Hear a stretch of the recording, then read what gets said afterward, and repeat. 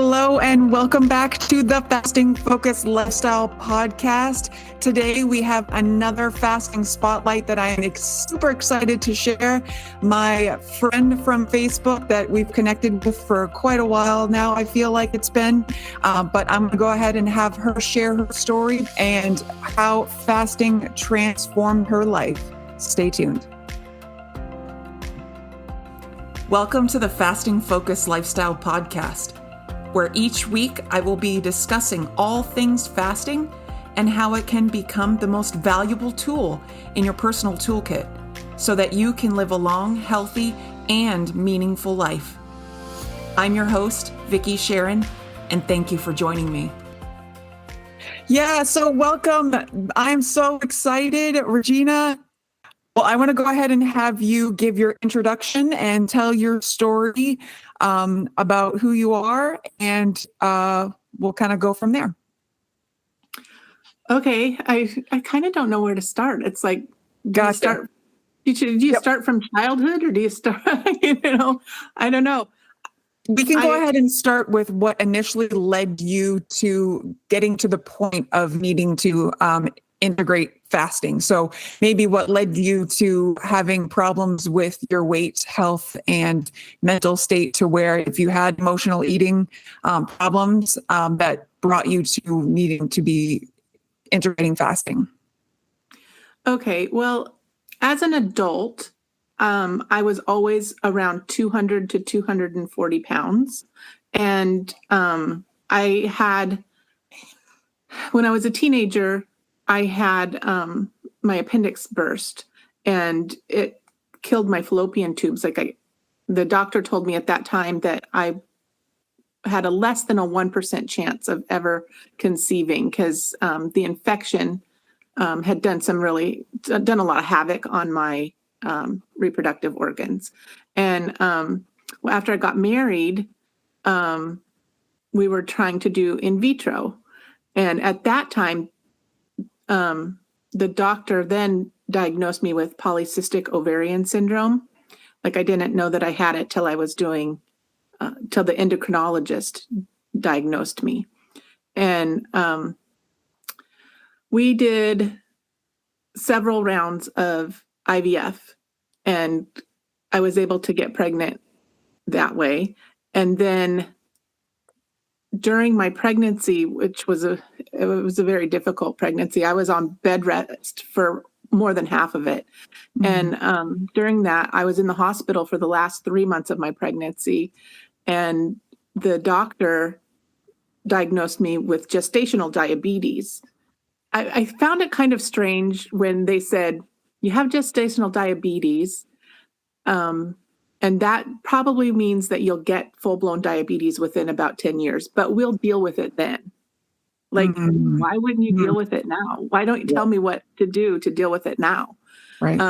But I had a lot on my mind at that time, so I really didn't clue into that's mm-hmm. something that I need to fix right now, because I had this baby that was coming, and it was a difficult pregnancy, and long ways coming to it. Anyway, so I did develop diabetes 10 years later. And I was put on metformin and some other medications that I was told these medications are to protect your organs from your diabetes medications. Mm-hmm. And I wasn't really told a lot about them, but I didn't ask a lot about them, because I was just raised that if your doctor gives you medication, you take that medication. Mm-hmm. So that's what I did. And about 4 years later, I was getting a divorce, and my blood sugars were getting higher. I went to a doctor that told me to go on a plant-based diet. And I lost about 20 pounds on the plant-based diet, but my blood sugars were not getting better.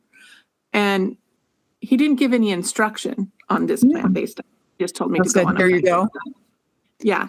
Wow. So I was eating a lot of high-carb foods on this plant-based diet. So my blood sugars went way up. And as they went up, my medications went up. Mm-hmm. And then I was placed with a diabetes endocrinologist that put me on insulin. And as soon as she put me on insulin, I started gaining weight really rapidly. And every time I would go in to see her, my blood sugars were higher and my weight was higher. And so she would up my insulin. And I remember sitting in her office one day and I was saying, I don't understand. I am doing everything that you tell me to do. I am weighing my food. I am eating the carbs that you tell me to eat. I am eating 6 times a day like you told me to eat. I am taking all my medications. I'm checking my blood sugars. And every time I come in here, I weigh more. And the nurse put her arm around me and said, it's okay, honey. At some point, we're going to send you to bariatric surgery. Oh. And I just started bawling. Oh And my gosh. It's like they were setting you up for that. They were setting me up for that. I really believe that they were. And I think that that's what they know. Yeah. Because bariatric surgery, if you have that done, it can reverse your diabetes. And I don't know. I'm not going to make assumptions. I just know that that's how they are trained to treat this. And so at that time, my mother had moved in with me, and she was dying of cancer. And I was taking care of my mom. At this point, I was 372 pounds. I could barely get myself around, I was winded when I would walk, and I would go to work, and then I would come home on my lunch hour, make sure that she had something to eat for lunch, and then I would take a nap and then go back to work, and then come home, and she would say, she'd been alone all day. And so she would say, I want you to sit with me and watch TV. So when I would come home, I would sit and eat and watch TV with her. And that was pretty much my life, is going to work and sitting in front of the TV and eating with my mom. Wow. And so I was like, I have to do something. And I was laying in my bed one night, and my heart was racing, and I could hear the blood going. And I'm like, I'm going to have a stroke or a heart attack or something. And I have a teenager at home, and I'm taking care of my mom, and I'm the only one that's working. So if something happens to me, they're homeless. Yeah. And so I got up, it was the middle of the night, and I started Googling my medications, and I was on 5 medications that make you gain weight. Wow. I was like, how is this possible? How is this treating diabetes? This can't be the answer. And somebody at my work had mentioned this Facebook group called Eat Like a Bear. And basically they eat 1 meal a day, and it's this ginormous salad. And I was like, I could do that. So I tried it, and I was eating 1 meal a day, this huge meal, but it was all proteins, fat, and vegetables. 4 months, I had lost 48 pounds. Wow. And I got off my insulin. And once I got insulin, the weight started coming off pretty good. But I was eating 1 meal a day, and it was mostly lettuce. I had diarrhea the entire time. Oh yeah. Like it was during the pandemic, and I called and scheduled a colonoscopy because I was like, I've had diarrhea for 4 months, and there's something wrong with me. And I went in, there was nothing wrong with me. It was just that I was just overloading on all these raw vegetables. So I started looking for some other answers. I found Dr. Fung at that point, and I started doing intermittent fasting, 2 meals one day, 1 meal the next, and it was a more variety of food. And I continued to lose weight. I continued to get off medications. Every time my blood sugars would get low enough and stable, I would eliminate a medication, and then my blood sugars would go up. And then I would have to start fasting, and just keep on trucking the way you are with your fasting schedule. my blood sugars would come down. As soon as they would be stable, I would eliminate another medication or reduce it, Yeah. Yeah. and then my blood sugars would go up. But I got off all of the medications. That's amazing. And it was a long road, and I'm only about halfway to my goal now. I've lost 136 pounds, and so I'm right at I weigh 236. So I'd like to lose another 100 pounds. Okay.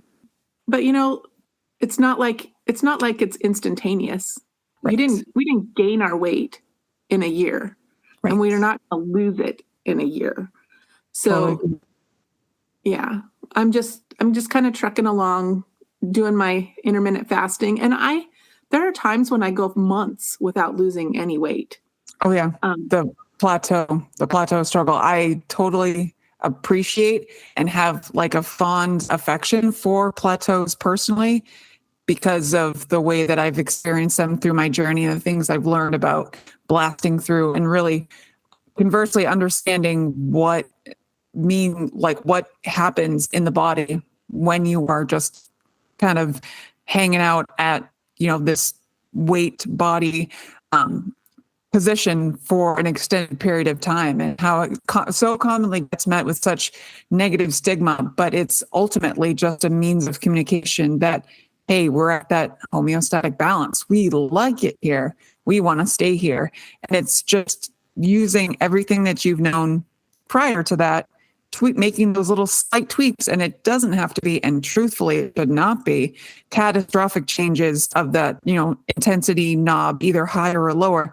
It should be very slight, gradual, to really implement those changes, because as you know, those permanent changes come when we slow down the method, slow down the process, because the quick fix doesn't bring long-term sustainability at all. It may get you there super rapidly, but you also have the things that I keep seeing pretty much everywhere you look when it comes to weight loss. And I think that's a big testament to how myself and many others, I'm going to touch upon that later on, but as far as experience with like loose skin can be diminished, I personally feel, from things that I've read in my own personal experience as well, with that slower process, with the body's ability to have it be a more gradual burning of utilization of your stored body fat instead of that quick dropping. So like, as much as it's advocated for like doing the ketogenic, and I want to get into that with you as well, the different eating styles, advocating for different eating styles, I feel like has got to be more too sustainable to what our typical food would be when we're not in focused weight loss, focused weight loss mode, that it should be something that we are making changes in our long-term dietary eating patterns, instead of just changing the way that we eat in a segmented period of time, if that makes sense. But yeah, that's absolutely incredible testimony. And the way that you were describing everything, I still feel, along with like every other person that I've interviewed so far with each of these episodes, so many threads of similarities and things that I've similarly experienced. So like, when you talk about these different parts of your journey, flash back to moments in time where I experienced also the same thing. You said you're currently at approximately like midway of your journey? Yeah, I've lost 136 pounds, and I'd like to lose another 100 pounds. So I'm about halfway through. Gotcha. How long have you been kind of hanging out at the same weight that you're at now? I've been at this weight since August. Gotcha. And I actually, I need to go into a deep dive into my food, because I need to see what exactly is holding me back here. And I don't know that it's, I eat a whole food, low carb diet probably 95% of the time. I don't eat sugar. I don't drink anything with sugar.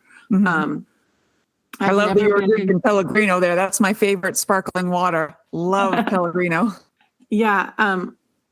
I've never been a soda drinker.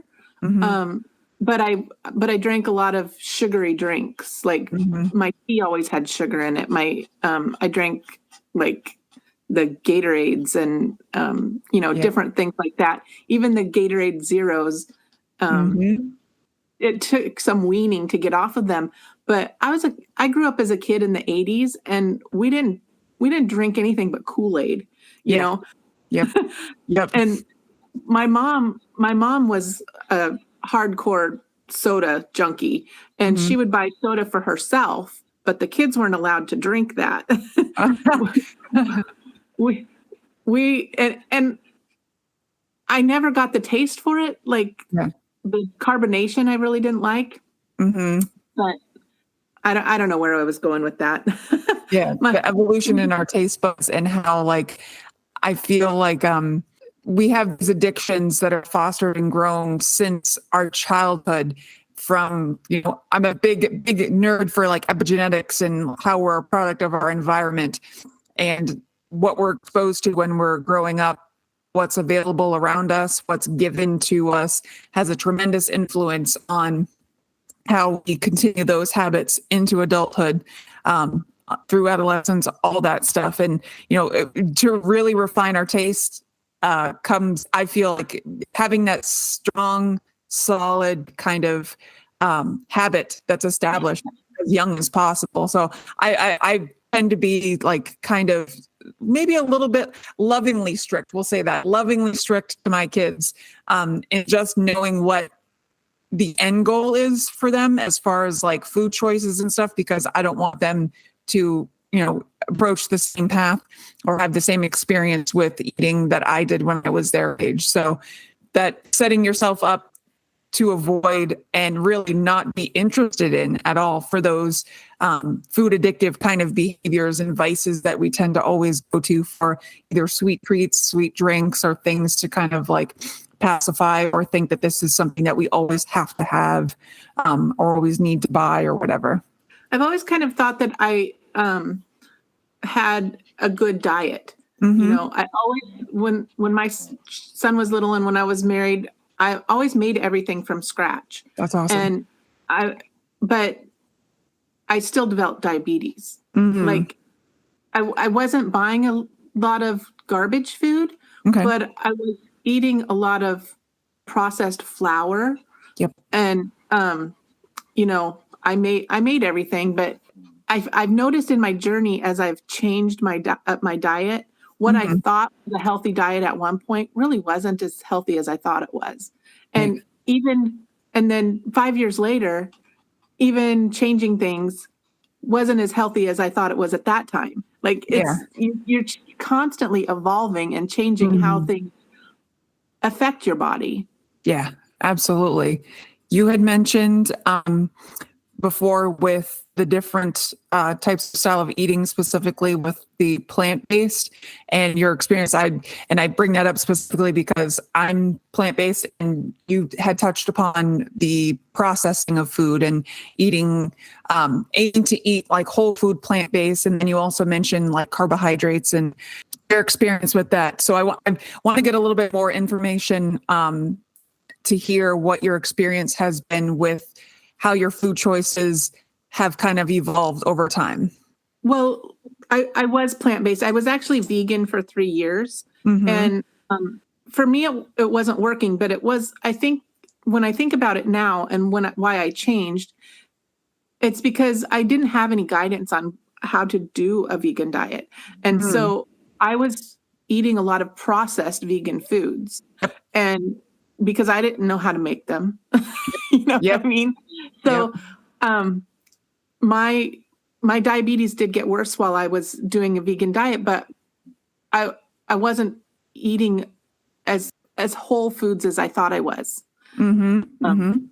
So I try to keep it as simple as possible now. Like my foods are in the form that they normally would be. I wouldn't fantastic. I don't, if I'm going to eat an apple, I eat an apple. I don't eat applesauce. If I'm going to, if I'm going to eat meat, I eat it as close to all meat is processed, because all meat has to be processed in some way to get to the store. But I try to get it as close to what it would be as possible, not some ground up and has things added to it. Right. If I'm going to add things to my food, I do it at home. I don't do it at the store. There's very few things now that I buy at the store that come in a package. I mean, I think I shared with you my little seaweed snacks that I get. Oh yeah, I saw that. Do we have those on a regular basis? No, not too often. Maybe once or twice a month. But I like to make my own little sushi at home. Yeah. And my son enjoys that. We used to go to sushi a lot, but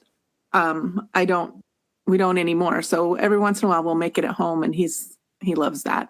But just keeping your foods as close to as you would find them in nature as possible. I mean, there's so many foods that they've altered. Yeah. They look like they are real food. Yeah. The imitation. But they're altered. Right. Have you done, just because I feel like we're cut from the same cloth. Have you heard about, I think it's Dr. Stephen Gundry for the longevity paradox.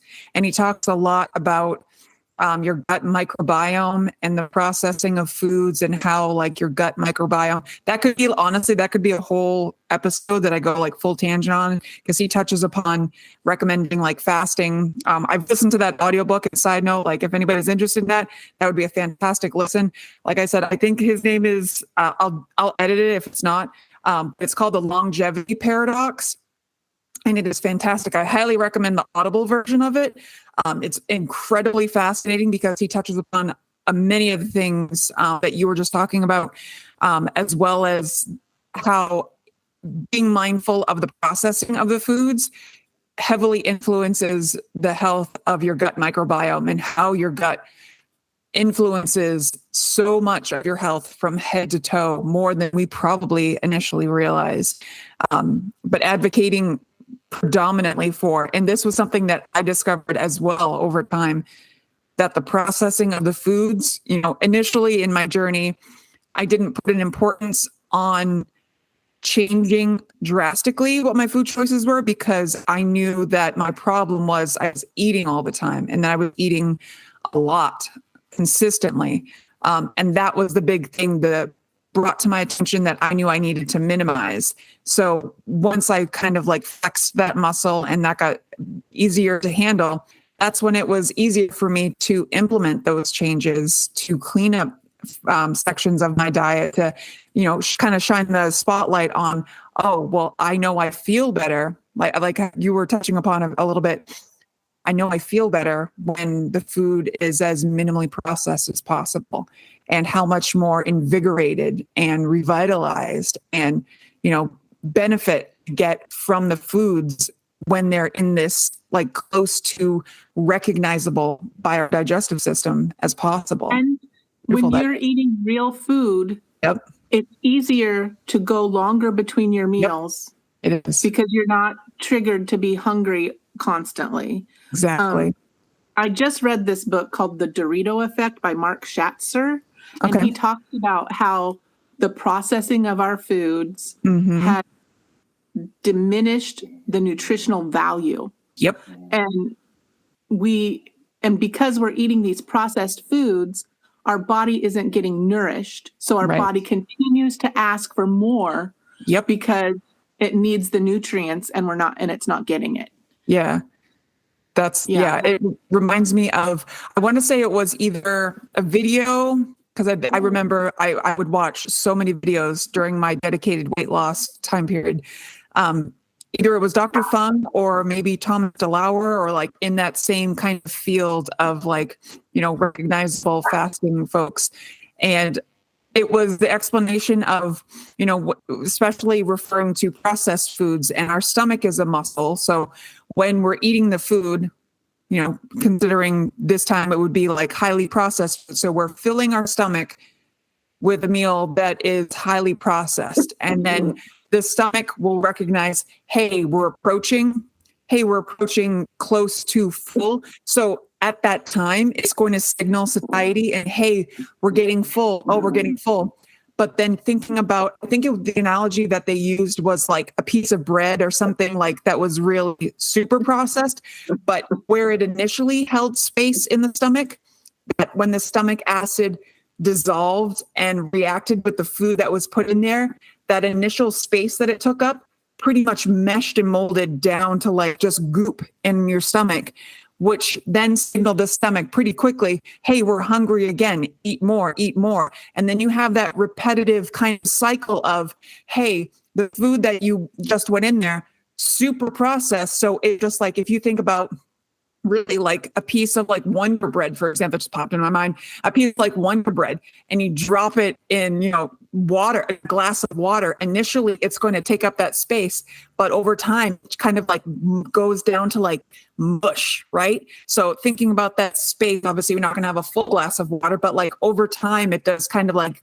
mesh mold melt down to like goop. And then what are you left with? Like space, stomach's hungry again. And you just have that repeating cycle of processed food goes in, processed foods goes in, versus if you have something like, let's say you mentioned the salad earlier, like a really great micronutrient dense, full of good like dietary fiber, full of good like good fats, nuts, and all that good stuff, where it does fill that same full space in the stomach, but it is going to be a much slower digestion process. Your body loves and recognizes, hey, we know what these, micronutrients are. This is the good stuff. I just got chills. This is the good stuff. We like this is recognizable, real food. Like I imagine my teacher mind like, kids, this is good stuff. Your body likes this stuff.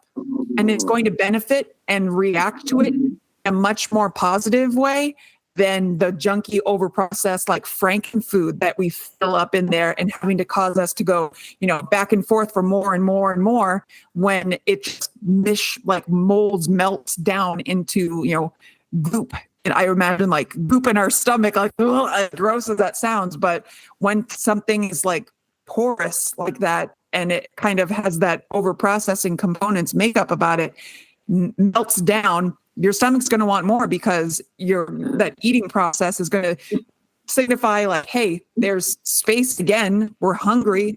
Put some more in here, because of the processing and your digestive system, the way that everything kind of works together in there. I totally agree. The way that they've manufactured food now, they've made it highly palatable with very little nutrients in it. Yep. Yeah. And so we're just continually eating because our body is asking for those nutrients that it's missing. And so We're constantly hungry. Yep. And it's such vapid, empty kind of ingredients that we think we're getting satisfied in this short segment period of time, when in all actuality, like it's just, like you said, it's causing us to be addicted, to need to eat more. And then the other little trace ingredients that are in there build that addiction and dependency sometimes to these foods, that we just like, I always have to get this, or I'm always needing to get this or have this with my meals. And that just continues to make them profits and, make a customer for life, so to speak. So I feel like going the real authentic food route process can be challenging, but I don't feel like it's something that's impossible, as long as you just kind of integrate foods that you like, which is why I've advocated, for folks that have the handbook know that I advocate for like that sometimes all the time food balance. Like food is food. It doesn't give a care like what, but knowing that you can integrate your sometimes foods in an all the time kind of format, that you can take, for example, a cheeseburger, that obviously you can go to the drive-thru and hit up and get a cheeseburger, but you can also, like you were talking about, make it yourself at home and have it be so much more. The phrase that I have at home a lot is nutrient dense. And I try to make every single meal, like being aware of the nutrient density of things.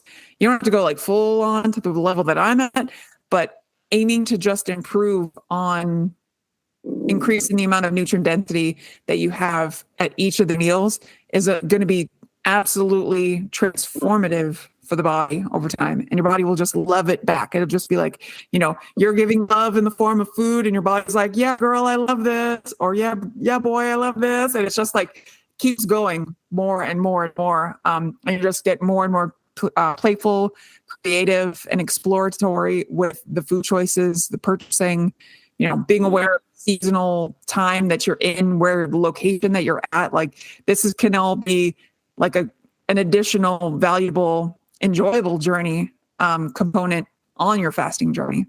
I also really like to explore different cultures, the food from different cultures and the different spice palettes from different cultures.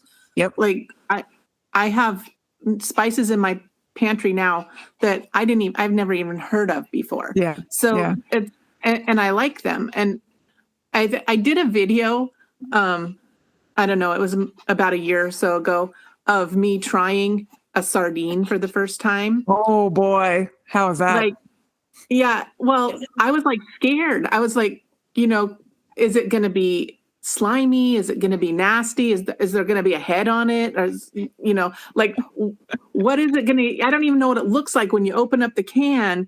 Yeah. And I opened up the can and I tasted it and I was like, what was the problem? This is just smoked fish. Yeah. I mean, what was the big hang up? And everybody's like, they're like, oh, I could never eat a sardine. Oh, that's just, all it is smoked fish. And it doesn't taste, there was no head on it. Yeah. and there's skin on it, but the skin is good for you. And it wasn't scaly or nasty or, I was surprised and shocked. Like I had always been told that this was a disgusting thing and it wasn't.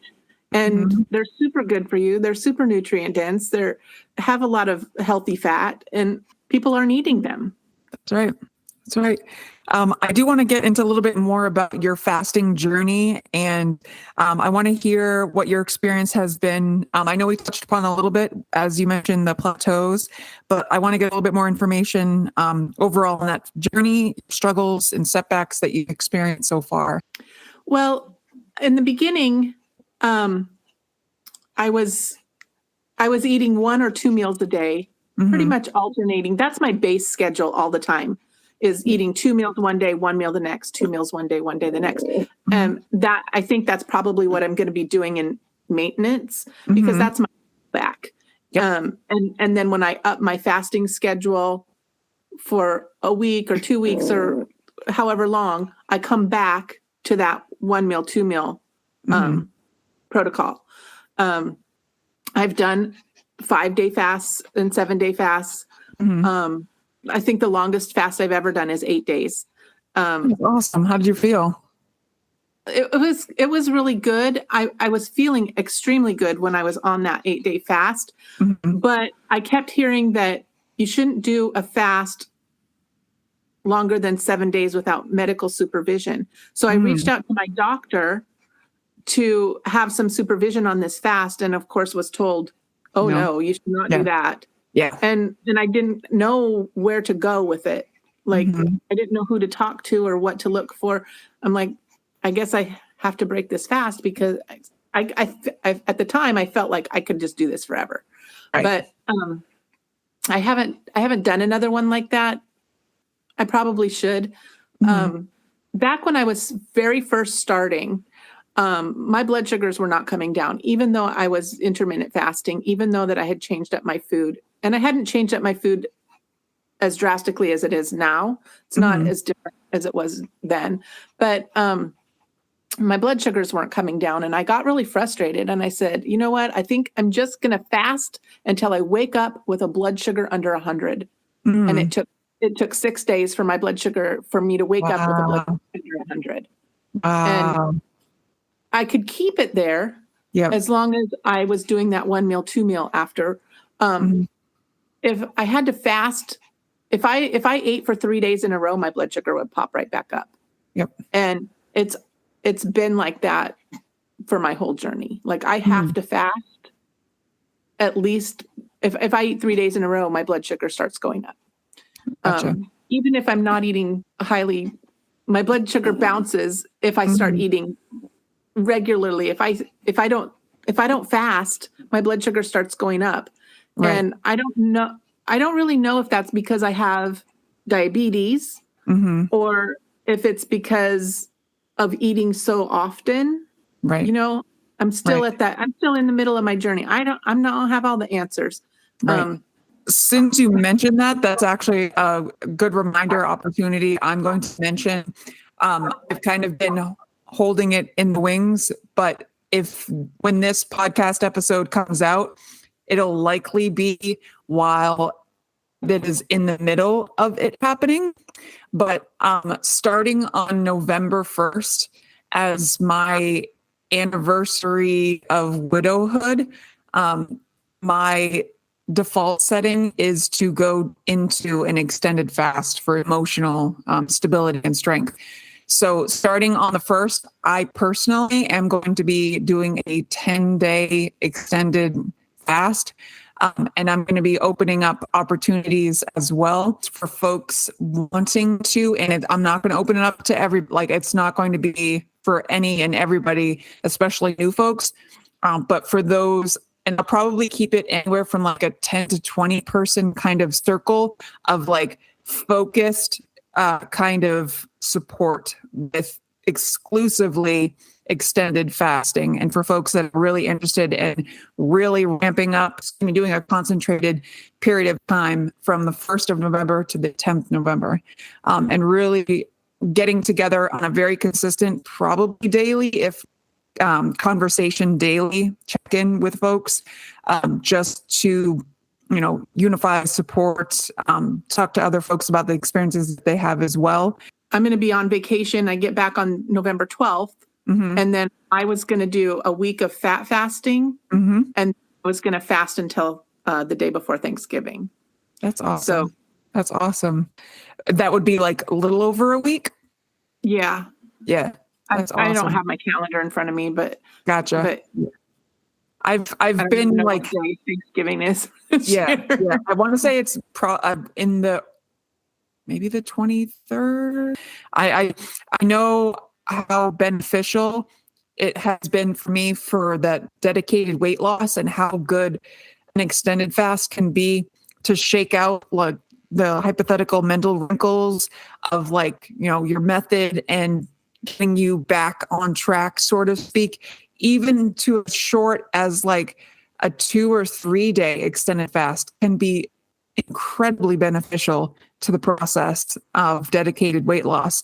And I know personally from my experience, when you're in that extended fast mode, obviously you have great results with weight loss, but the mental and emotional clarity, stability that you get during that time can be just as, or in my opinion, I feel like it's a little bit more beneficial, because the mind-body connection, that reconnection, I don't know why I just thought of decertification. That seems silly, but it just kind of straightened things out for me so much so much more than I initially thought it would. So leaning into an extended fast when emotions are running high, when stress is running high, tends to be my default setting. And my hope is, because I've seen read a lot of folks that do similar for different situations that they're in, but I know that a lot of folks could also benefit from that as well, in that respect of knowing that when stressors arise, that this could be something that they also lean into in a time period that works for them. So it was a no-brainer when I discovered the implementation of fasting and its true ability to make these massive changes. It was a no-brainer for me, and I fell in love with it the more I stuck with it, and seeing it also manifest amazing things in other people's lives is a true testament to this ability. And this, like I said, it's just your body knows and is ready to, it wants to. We just have to let it restore those balances, and let the health, benefit. Let the discovery of your health from within just kind of rejuvenate itself, and how possible that is within each and every single one of us. So, thank you so much for inviting me on. I'm going to give you a big virtual hug because that's my thing. I appreciate you so much. Thank you for connecting with me and our little Facebook friendship that we've had. I greatly appreciate that so much. And I'm sure this is not going to be the last time that we chat. I would love to bring you on to another episode, additionally, further along in your journey. Yeah, we have to do another episode when I lose my other 100 pounds. Absolutely. We'll schedule it. Well, no, just kidding, because we don't want to catch those timelines. I'll be ready and waiting when you're ready. Let's say that instead. So thank you again so much. I greatly appreciate you. If you are in need of supportive coaching on your fasting journey, I'm here. I care. I know you can do this. I'm super passionate about this. For my calendar, check out thefastingfocuslifestyle.com, where there's plenty of resources, my calendar blog, and my services list. As well as if you enjoyed this podcast episode, consider leaving a review. I'm starting to read all the feedback that I get more and more, and I greatly appreciate every single little bit of feedback that's provided.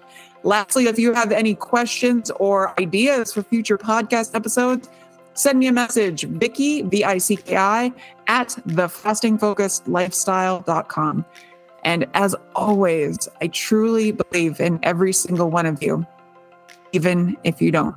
Please take care of yourself. We'll talk again next time. The Fasting Focused Lifestyle Podcast.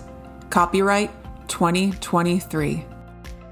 The information given within this podcast is not intended or implied to be a substitute for professional medical advice, diagnosis, or treatment.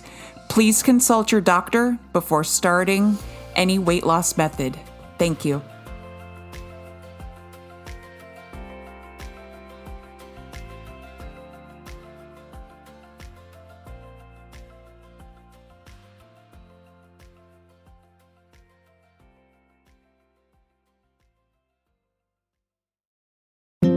It's Arizona season, and there's never been a better time to enjoy everything Arizona State Parks has to offer. Take a hike and discover the magic of the Sonoran Desert. Surround yourself in tall pines in Arizona's high country. Splash around in the waters of our lake and river parks. Learn more about the state's history and all of its incredible characters. Visit azstateparks.com/amazing to start your Arizona adventure.